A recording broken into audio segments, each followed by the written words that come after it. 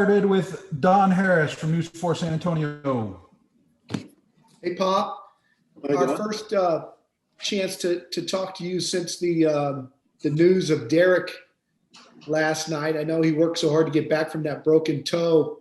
Have you spoken with him, and what's his mindset after working so hard to get back and have this happen the first game back? Well, you can probably answer that yourself, right? I mean, of course he's disappointed. Duh. Was it just a fluke that it happened to be on the same foot as last time? Yes. All right.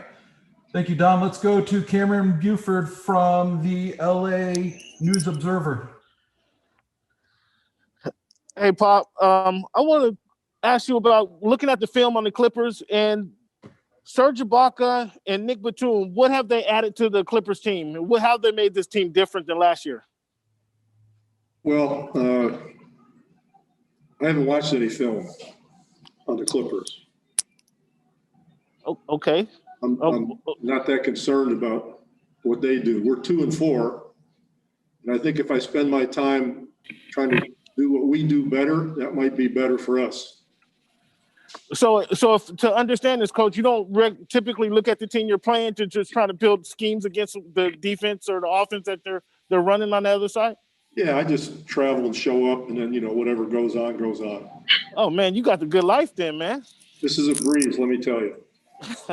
Thanks, Pop. Thanks, Cameron. Let's go to Beth Harris from the Associated Press. Hi, Pop. What discussion has there been among the team regarding the Wisconsin prosecutor's decision today not to file criminal charges against the police in the Jacob Blake shooting? I have no idea.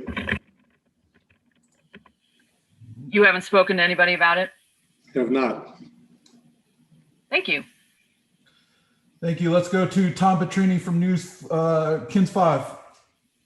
Hey, Coach. Keldon, every time we ask him, says he doesn't concentrate on the individual matchup and he's more focused on the team goals. Has that come across to you? And, even against LeBron's and Kawhi's, do you think that that's how he actually feels? He just goes out there and competes? I don't know what he feels inside. I can't get into his mind. I just think he's doing a great job, but I don't know why he says what he says. That's his deal. Thanks, Tom. We'll wrap things up with Tom Orsborn. Tom. What are you seeing that's missing on the perimeter defensive-wise? Are you asking me to do a defensive coaching clinic in a minute or two? No. Well, that's what I would have to do. Yeah. If you have something a little more specific, I'd be overjoyed to answer it for you. Well, Jakob said today that it boils down to just guys defending better individually. Would you agree with that? That's part of it. I would agree. Okay. Thank you. You're welcome. Pop, I got one more from Don Harris, and we'll close things out. Donnie, hit me again, baby. I'm a glutton for punishment, Pop. You're in great mood tonight, so I thought I'd follow up with another. 4 days in your room in LA.